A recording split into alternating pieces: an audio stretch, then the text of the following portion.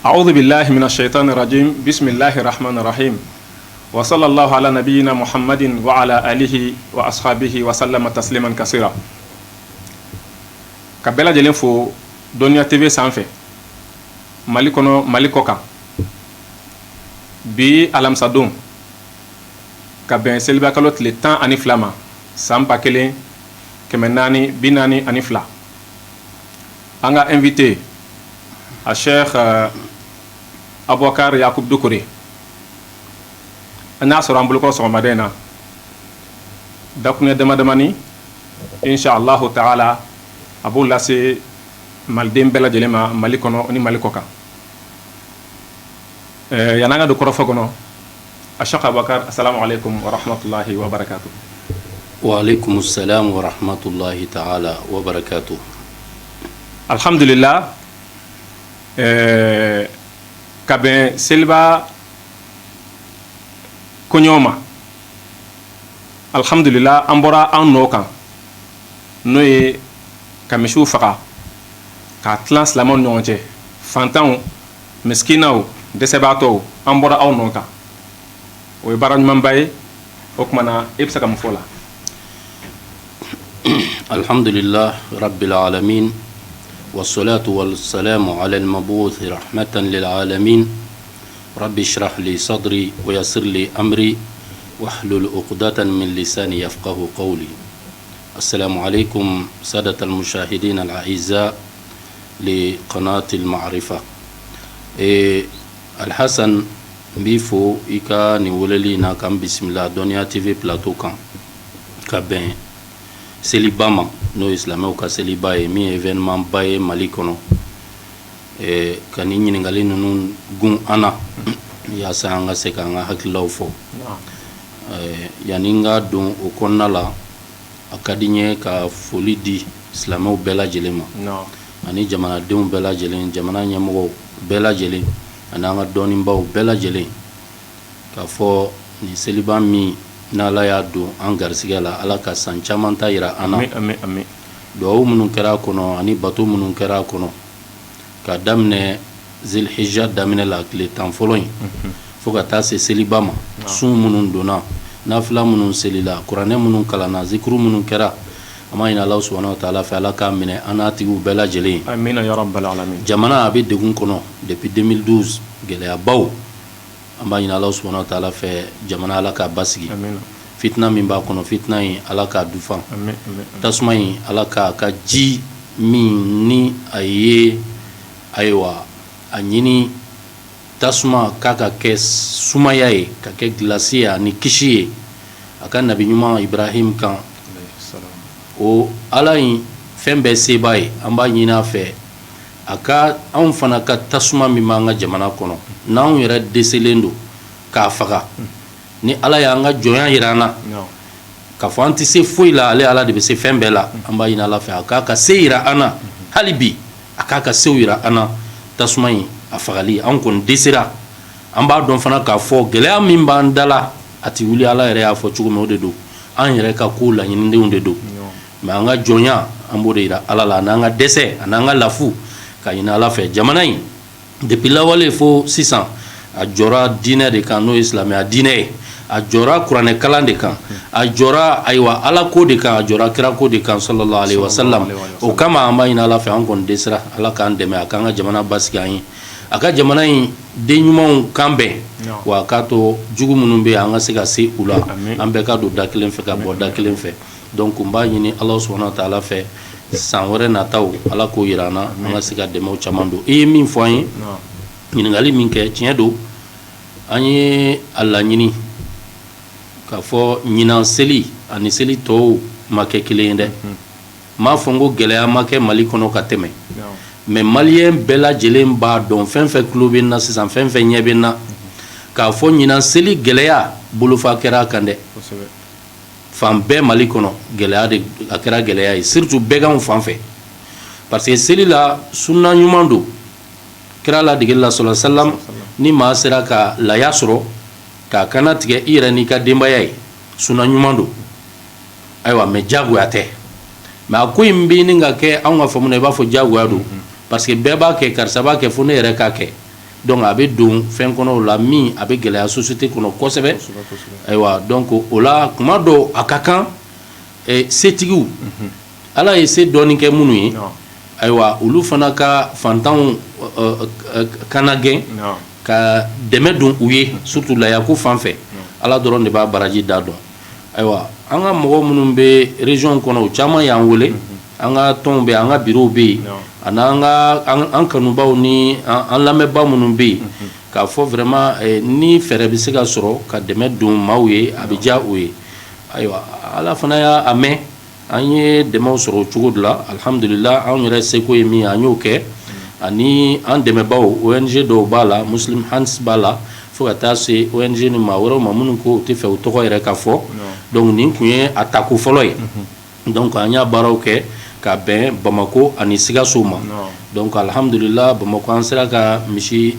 dama dama sɔrɔ 10 nin kɔ Sikaso misi 20 ɲɔgɔn donc baara in kɛra mɔgɔw y'an wele ka bɔ fan bɛɛ k'a fɔ u y'a nafa sɔrɔ ayiwa a kɛra dɛmɛ min ye min kɛra ɲɛjicɛ dɛmɛ ye ka bɛn nin gɛlɛya waati ma vraiment a dabɔra o dɔrɔn de kama yɛrɛ yira tɛ tɔgɔ ɲini tɛ mais a ka kan kuma dɔw ni fɛn dɔw kɛra a ka dɔn dɔrɔn bikulli tawado avec toute l'humilité ka sɔrɔ a ma kɛ ni yɛrɛ yira ye pour que maa wɛrɛw fana ka se k'a ladege wa anw minnu fana b'a la pour que hali bi ɲumankɛlaw an n'u ka se k'an tɛgɛ di ɲɔgɔn ma waati nataw o fana ka se ka bonya ka tɛmɛ nin bɛɛ lajɛlen kan donc baara in a kɛra nin kɛcogo de la an b'Ala subhanahu wa ta'ala tanu baara in daminɛna fo k'a kuncɛ ka sɔrɔ basi ma bɔ a la wa an ye kibaruya minnu sɔrɔ k'a fɔ mɔgɔw satisfait la kosɛbɛ ɲinan ta in na o y'a laɲini san nataw an k'an jija a ka se ka bonya hali bi ka tɛmɛ nin kan o b'Ala bolo Ala k'a nɔgɔya amina ya Allah alhamdulillah ani baraji ya rabbi Ala k'a bila aw bɛɛ lajɛlen ka mizani na amin ya rabbi silamɛw nafaba de sɔrɔ ni waleya ɲuman in na kɔrɔfɔ min bɛ da o kan o de ye Mali kɔnɔ Mali kɔ kan silamɛ bɛɛ lajɛlen bɛ Haut Conseil islamique a Cheikh Ousmane Madane Haidara bɛ a ka folikan lamɛn a ye welewele min da silamɛw ye ɲɔgɔn cɛ bɛn sira a da sera a ma kelenya sira a da sera a ma o ye kuma ɲumanbaw de ye o kumana a Cheikh Abubakar Dukure e bɛ se ka mun fɔ o la alhamdulillah Cheikh Alassane Dante ɲininkali diyara n ye kosɛbɛ a kunbɛ fana parce que min ye Haut Conseil islamique ye du Mali ale de bɛ silamɛw bɛɛ lajɛlen ka jɔyɔrɔ fa u ni fanga ni ɲɔgɔn cɛ ale de bɛ silamɛw représenter Mali kɔnɔ ani Mali kɔ kan officiellement jamana tɔgɔ la donc ni o ɲɛmaaba Cheikh Ousmane Madane Haidara n'ale ye ŋaniya ta k'a fɔ a bɛ bɔ ka foli bila silamɛw la o dɔrɔn tɛ ka tila ka bɛn ɲini surtout nin waati in kɔnɔ waati min an ka diinɛ ɲɛmɔgɔw fɔnnen don ɲɔgɔn kɔ hakililaw la diinɛ masala fitiniw la mais a kɛlen bɛ fɔɲɔgɔnkɔya ye fɔɲɔgɔnkɔya minnu tiɲɛ yɛrɛ la ni fɔlɔ dɔnnibaabaw ka fɔɲɔgɔnkɔya tun bɛ kɛ cogo min a bɔlen bɛ o minɛn kɔnɔ fɔlɔ dɔnnibaaba minnu n'an bɛɛ lajɛlen bɛ k'olu nɔ ta an ka alimamiba naaniw ni bɛɛ lajɛlen b'u dɔn diinɛ kɔnɔ k'a fɔ n'i ko i ye sunnamɔgɔ ye i kɛra fasugu ye bɛɛ b'olu de nɔ kan olu fɔra ɲɔgɔn kɔ diinɛ masala fitinin min na a bɛ taa 300 ni kɔ la mais tile kelen a ma kɛ ɲɔgɔn buruja ye tile kelen a ma kɛ ɲɔgɔn lebu ye tile kelen a ma kɛ ayiwa ni kɛlɛ ye tile kelen a ma kɛ ka kuma gɛlɛnw fɔ ka ɲɛsin ɲɔgɔn ma k'aw bɛ ɲɔgɔn lebu ka ɲɔgɔn buruja ka ɲɔgɔn dɔgɔya ka ɲɔgɔn di ɲɔgɔn juguw ma silamɛya juguw ma olu ka yɛlɛ an na a ma ko ye donc mais Mali ta in nin waati ninnu na a bɛ waati bɔ fo ka se sisan ma a t'o minɛn kɔnɔ fiyewu donc o tɛ se ka kɛ ko anw Mali dɔnnikɛlaw c'est à dire an ka tila k'a fɔ k'an b'an disi gosi ni taabolo ɲuman baarali ye k'a fɔ ko an bɛ tugu fɔlɔ maaw non olu ka taabolo ɲumanw kɔ donc o k'an b'an yɛrɛ disi gosi n'o ye dɔ b'i danbe ka taa kira ma sallallahu alaihi wa sallam o dun ka jogo ko o fɔra cogo min bɛɛ b'o dɔn kana khuluquhul Qur'an ale n'i ye kuranɛ ye dɔrɔn de ye kira jogo ye sallallahu alaihi wa sallam kuranɛ yɛrɛ kumana kira jogo kan k'a fɔ ka se yɔrɔ la i b'a fɔ dɔnnikɛlaw ye kuranɛ aya in ta k'a lajɛ k'i b'a fɔ ko Ala ye tashibihu min kɛ c'est à dire misaliya min kɛ ko Ala ye jogo yɛrɛ kolo k'a kɛ so de ye ka kira yɛlɛ a kɔ kan Allahu akbar donc maintenant an m'an yɛrɛ danbe ka taa olu ma mais olu ye dinɛ baara cogo min anw t'o minɛn kɔnɔ olu ma dɔgɔyali kɛ u ma dɔgɔya u bɛɛ bonya fo ka taa se a ka sahabaw ma fo ka taa se tabiunaw ma fo ka taa se tabiunaw ma nin ma ye olu ka dinɛ cogo la alors que fɔɲɔgɔnkɔya ma daminɛ anw na a daminɛna depuis o waati donc ni jamana nana Mali nana i yɛrɛ sɔrɔ o kɔnɔ maa minnu kan ka fɔ mɔgɔ tɔw ma a ye sabari maa minnu kan ka ni tiɲɛni kɛra maa minnu bɛ bɛn sabati ni maaw fɔra ɲɔgɔn kɔ ko dusu bɔra sitanɛ donna la bɛɛ bɛ ɲɛsin maa minnu ma n'olu yɛrɛ nana kɛ nin cogo la fo bɛɛ bɛ yɛlɛ hali catiribɔlaw bɛɛ bɛ bɔ u b'u ta fɔ a ko la an y'a ye tile fila in na maloyala ko don donc o responsabilité fɔlɔ siga tɛ min na o ye au conseil islamique du Mali ɲɛmaaba ka responsabilité de parce que a bɛ ka kɛ ka bɛn ale de ka waati ma an m'a fɔ a kun tɛ kɛ fɔlɔ mais tɛgɛ fa bɛ sisan taw kan a gɛlɛyalen bɛ sisan kosɛbɛ parce que hali sisan gɛlɛya yɛrɛ belebele ye min ye denmisɛnw yɛrɛ minnu nana sisan u ma tɛ maakɔrɔba la u tɛ maakɔrɔba bonya donc denmisɛn de b'a sigi i b'a sɔrɔ a ma se yɔrɔ si simiden kalan yɛrɛ ma taa yɔrɔ si ale yɛrɛ bɛ k'i sigi a bɛ ka kuma min fɔ hali a bɛ ka kuranɛ kolo minnu ta ou bien a b'a fɔ k'a bɛ arabukan minnu ta misaliya la a bɛɛ tiɲɛnen don a bolo mais a b'i ɲɛsin maaw ma depuis ale ma bɔ maa minnu u ye diinɛ baara diɲɛ y'a dɔn jamana y'a dɔn ala y'a dɔn u ye wa diɲɛ y'a sabati i bɛ taa sɔrɔ ale b'i ɲɛsin u ma k'a b'u dɔgɔya k'a b'u mafiyɛnya k'a bɛ lebu ɲini u la donc o de cayalen bɛ denmisɛnw donc e bɛ se k'o kɛ cogo di tugun k'i bɛ jugo ko kuma fɔ o ka gɛlɛn o non jugo fɔlɔ ye jumɛn ye jugo yɛrɛ ɲuman fɔlɔ ye jumɛn ye jugo tɛ min sanfɛ fɔlɔ o ye sabari de ye a sabara o de y'a to waati bɛɛ ala yɛrɛ bɛ kira tawusiya ka ɲinɛ a fɛ sabari de fasbir kama sabara ulul azm mina rusul waati bɛɛ ala bɛ o de fɔ a ye isbir wa arid anil jahilin mais o de y'a belebeleba fɔlɔ ye fo ala yɛrɛ ko a ma i jija i ko jugo in minɛ i b'a fɔ nabi ɲumanba minnu ye darajaba d'u ma olu tun bɛ cogo min u kan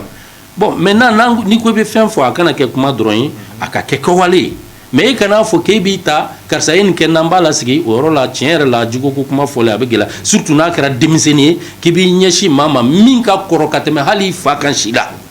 wa a ka dɔnniya ka kɔrɔ n'i fa ta ye wa a ka dɔnniya waralen don ka tɛmɛ i fa ta kan Mali kɔnɔ Mali kɔ kan o sereyalen don bɛɛ bolo m'a fɔ n ko kuma n ko dɔnniya parce que Mali tɛ k'o dɔn ka bɔ ɲɔgɔn na tugun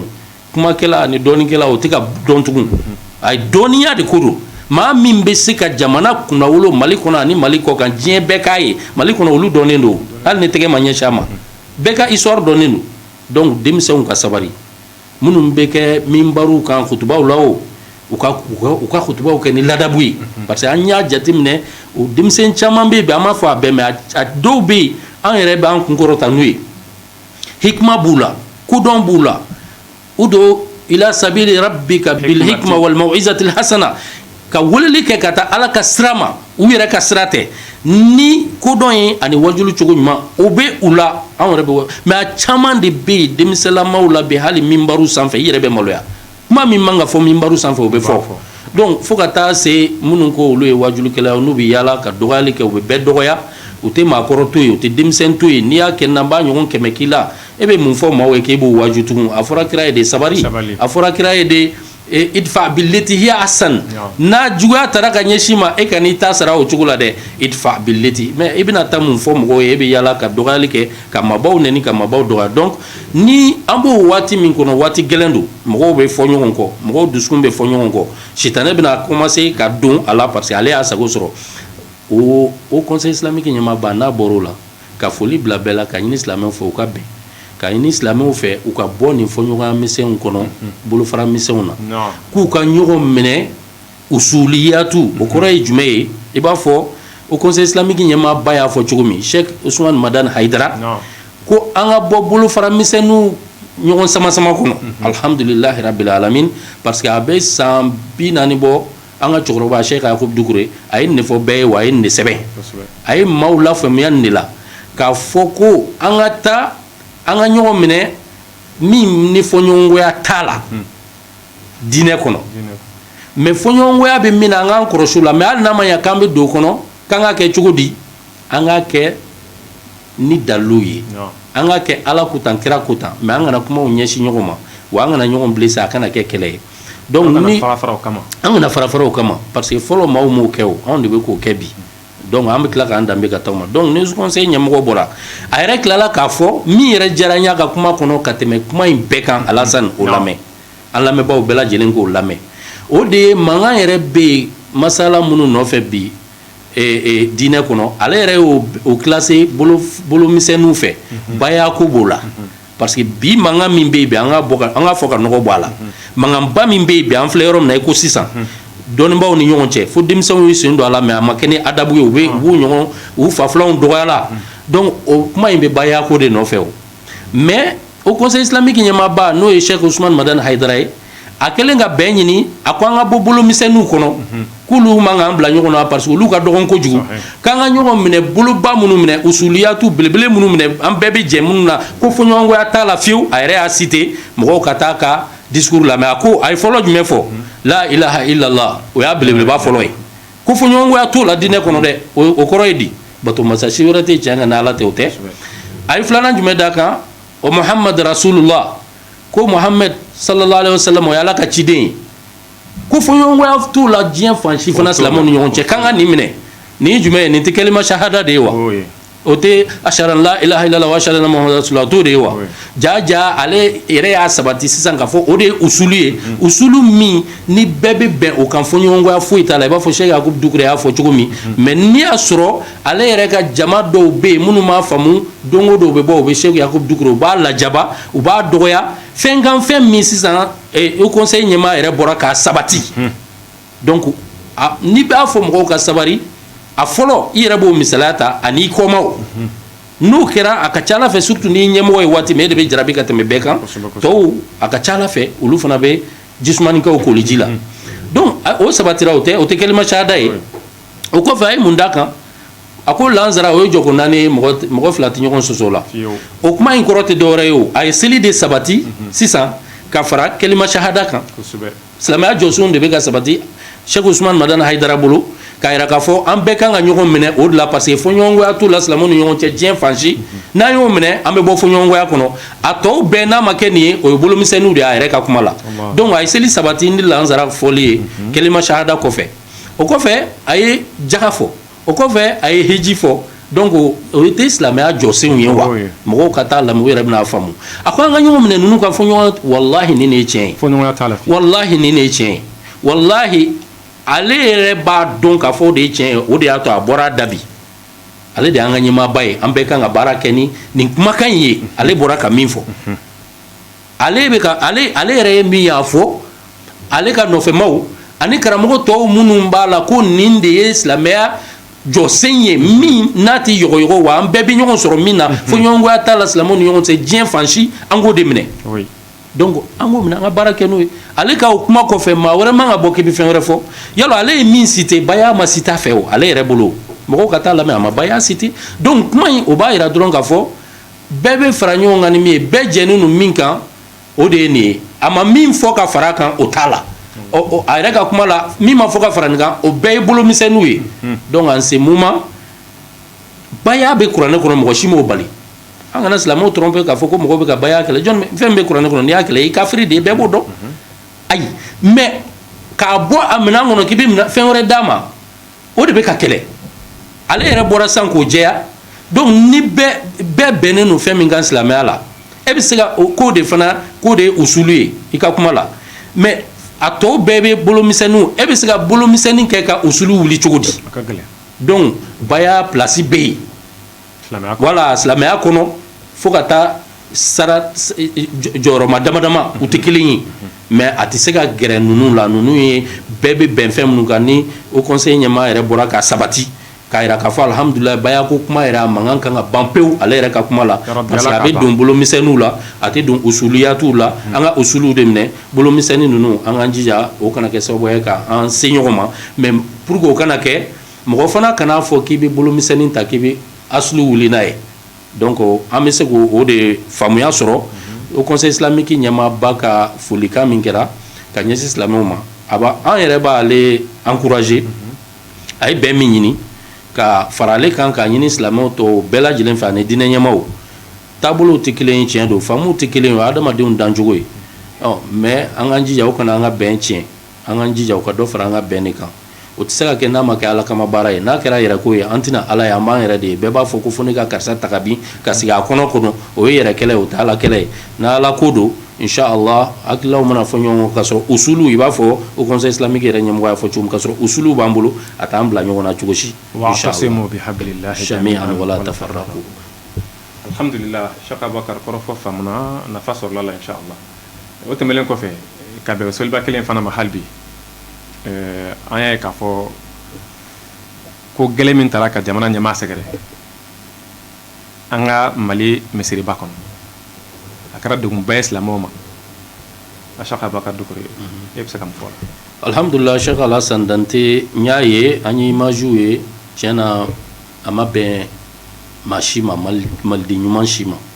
parce que jamana ɲɛmɔgɔ o ye jamana yɛrɛ image de ye o y'an bɛɛ ka image de ye k'a fɔ ko fo ala yɛrɛ ka misiriba kɔnɔ o de gɛlɛyara n'a bɛɛ ala ka misiri kɔnɔ Mali misiriba ala ka so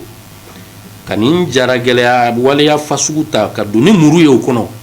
k'i bi bin maa dɔ kan et puis jamana ɲɛmaa don k'i b'a bɔnɛ a nin na cogoya la cogo min da yɛrɛ man ka don a la. Donc tiɲɛ yɛrɛ yɛrɛ la kabako don mais Cheikh Alassane ko ko mana kɛ dans la vie min b'a anw sɔrɔ anw bɛ kabakoya la mais an tɛ leçon tirer a kɔnɔ o de y'an ka problème ye ko ko bɛ kɛ i jija i ka leçon dɔ tirer a kɔnɔ ala bɛ fɛ ka aw kalan fɛn dɔ de la donc ne bolo leçon fɔlɔ min ne y'o tirer ko in kɔnɔ o de ye k'a fɔ jɔn i mana fanga sɔrɔ cogo cogo n'a ka di ye garde milliard bila i kɔrɔ i ye jɔn de ye ala ka jɔn de ye fala k'i ka jɔnya yir'i la i yɛrɛ k'a dɔn ko ja ne bɛ nin cogo bɛɛ la mais ne tɛ foyi ye ne ala ka jɔn de ye fo n'ala y'i tila n'o tɛ n'a jɔra ala ka wallahu yasimuka mina nas donc là c'est très important an k'o faamu an ka bɔ yɛrɛbaya kɔnɔ donc an k'an bɛrɛbɛn l'humilité tawadu filanan ni min faamu a kɔnɔ o ye k'a fɔ nin kan ka kɛ leçon ye maliden bɛɛ k'i tɛgɛ di ɲɔgɔn ma parce que ne ye nin fɔ n ka kuma dɔ kɔnɔ ka tɛmɛ n ye mɔgɔ dɔw ye u bɛ kuma na k'u bɛna wuli ka jɔ sabati sisan a tɛ mɛn ko gouvernement in ko k'a gɛn premier ministre Choguel Kokala Mayiga k'a fana ka gɛn ko k'a donc mais an tɛ se ka an si ko la to o la o non mais an bɛna to gɛnni na kuma an bɛ taa min alors que an bɛ yɔrɔ min na i ko bi Dante billahi fɛn dɔw bɛ ni ko n da don a la ɲɛji bɛna bɔ yan photos cira ne yɛrɛ ma maliyɛn minnu guerre sababu la u bɔr'u place la u bɛ déplacer u bɛ degun kɔnɔ hali sini degun min a tɛ se ka langali u ye dɔ photo ci ma n'i y'a yɛrɛ la sa e tɛ se ka émission kɛ tugun sen in bɛɛ tolila sɔɔni u b'a tigɛ a bɛɛ tolila mais an bɛ se ka to ni ɲɔgɔn cɛ an yɛrɛ dama ni ɲɔgɔn cɛ degun bɛ mɔgɔw kan fo dɔw yɛrɛ bɛ ka toli kɔngɔ bɛ mɔgɔw la kalan tɛ ka ɲɛ sɔrɔ foyi don o don aw bɛ bɔ ko karisa ka taa karisa donc il est temps que an ka ko in minɛ ni hakili ye c'est pour cela ne bolo an kan ka dɔn k'a fɔ nin ko min kɛra jugu bɛ Mali la min tɛ an yɛrɛ tɛ min dɔn parce que nin juguya ye ka se niveau min na a ka jugu donc maliyɛnw ka bɛn an k'an tɛgɛ di ɲɔgɔn ma fanga min bɛ yen sisan waatinin fanga don n'a ala kana kɛ n'a tiɲɛna a bɛ tiɲɛ an bɛɛ de ye dɛ mɔgɔw bɛ commencer dɔw bɛ taa Côte d'Ivoire dɔw bɛ taa Burkina dɔw bɛ taa Niger an t'o ɲini ala fɛ n'a ɲɛna a bɛ ɲɛ an bɛɛ ye waatinin ko don pour que an ka don élection ɲuman kɔnɔ an ka se ka jamana ɲɛmaa ɲuman sɔrɔ alhamdulillah jamana ka bila sira tilennen kan sabanan ye mun ye o ye maa minnu n'olu ni jamana ɲɛmaa n'a kalifala olu la k'a fɔ u ka jamana ɲɛmaa kɔlɔsi donc vraiment n tɛ fɛ ka n da don o la ka se yɔrɔ jan mais ce qui est sûr o ko in kan ka lajɛ kosɛbɛ kosɛbɛ ni ji ɲɛma jɔlen ye parce que ne yɛrɛ ka jate la défaillance n'o ye fili caman bɔra o yɔrɔ la a bɛ se cogo di seli banna ka ban n ye kibaruya min sɔrɔ seli kun banna u bɛna officiels labɛn mɔgɔbaw pour que u ka don alimami ka bureau kɔnɔ est ce que ye n faamu u ka don alimami ka bureau kɔnɔ u bɛ taa seli foli kɛ président sigi n'o waati e yɛrɛ ka filɛ jama min tun bɛ président kɔfɛ téléphone b'u bolo u bɛ tali la u ni président man jan ɲɔgɔn na u n'a man jan ɲɔgɔn na o de y'a to le fait que o jama in tun ka surun président na kojugu o de ye temps di tiɲɛnikɛla in ma a ka teliya joona ka président lasɔrɔ parce que u ka surun ɲɔgɔn na kojugu mais gardiw bɛ sɔn o ma cogo di aw t'a dɔn mɔgɔ mun don u nana mun kama aw t'a dɔn mun b'u bolo aw t'a dɔn mais a b'u dégager ka taa fo yɔrɔ jan de ni min bɛ tali kɛ o bɛ tali kɛ wa fana hali o yɔrɔ jan in mɔgɔ min bɛ se ka fɔ k'i bɛ bɔ o yɔrɔ la ka président lasɔrɔ o k'a sɔrɔ i tɛmɛna maa sigiyɔrɔma 5 la garde corps la président de ye ko denni ye donc vraiment ne bɛ nin yɔrɔw tirer olu yɛrɛ ka u ka kow lajɛ u ni ɲɔgɔn cɛ mais an kana ɲinɛ ala fana nin yɔrɔ kɔ et en même temps a kan ka kɛ leçon ye maliden bɛɛ ma an ka se k'an tɛgɛ di ɲɔgɔn ma an b'a ɲini ala fɛ ala ka jamana basigi inchallah alhamdulillah rabbil alamin ni ye émission nɔgɔyalen ye nka an tɛ se ka wuli fo an ka an balimaw lasɔmi k'a fɔ an ta kun gosira kuma dɔ la k'a fɔ an ka émission kura inchallah taala n'o de ye injazatu cheikh yakub dukure an ka cɛkɔrɔba an ka mursidu ruhi a ye baaraba minnu kɛ jamana kɔnɔ ka bɔ maakalaw na fo ka na se a ka kitabu walafilenw ma an da kun sera ma k'a fɔ maa min bɛna o émission in ɲɛnamaya o de ye cheikhu yɛrɛ denkɛ ye a cheikh abubakar dukure an ye yɛrɛ sɔrɔ an bolo kɔrɔ an bi yanni émission yɛrɛ ka daminɛ an bɛ se ka dakuruɲa jumɛn fɔ mɔgɔw ye alhamdulillahi rabbil alamin dakuruɲa kelen almarufu la yu'arraf almarufu la yu'arraf mɔgɔ min fɛn min dɔnnen don ka ban o tɛ yira maa la tugun n'i ko ko an bɛna an da don cheikh yakub dukure ka baara kelenw na o ye dɔrɔn k'a kɛ leçon ye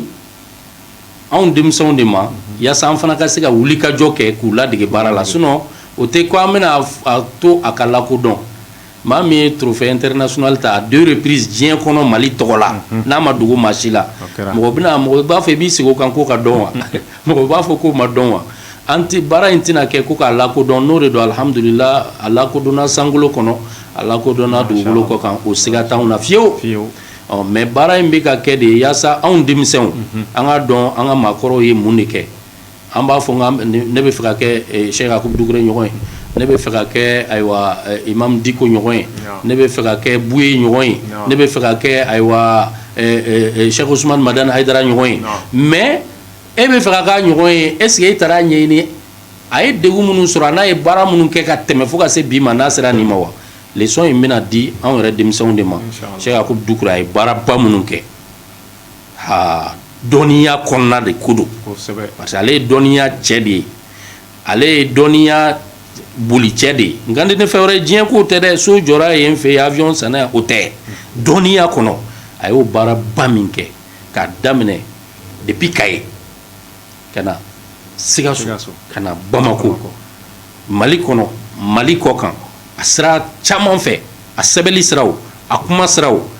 ayiwa a n'a mɔgɔ lamɔ siraw n'o ye taribiya ye n'o ye éducation spirituelle ye an bɛna an da don a la inchallah yaasa maaw ka faamuya sɔrɔ cheikhu ka baaraw la inchallah an b'i yɛrɛ fo kosɛbɛ inchallah cheikh abubakar dukure ka foli d'i ma o ni lamɛnnikɛjama bɛɛ lajɛlen nin ye émission nɔgɔyalen ye wasalamu aleykum wa rahmatullahi wa barakatuh